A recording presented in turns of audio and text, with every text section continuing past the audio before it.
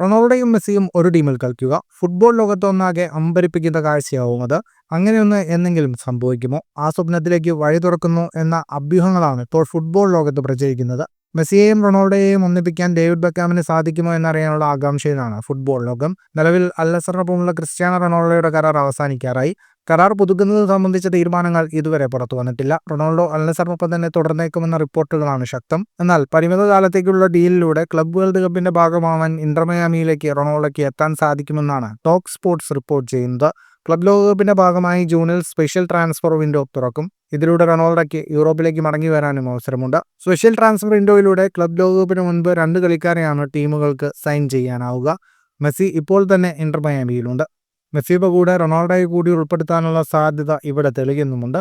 എന്നാൽ ഇത് സംബന്ധിച്ച ഔദ്യോഗിക നീക്കങ്ങളൊന്നും തന്നെ നടന്നിട്ടില്ലെന്നാണ് റിപ്പോർട്ട്.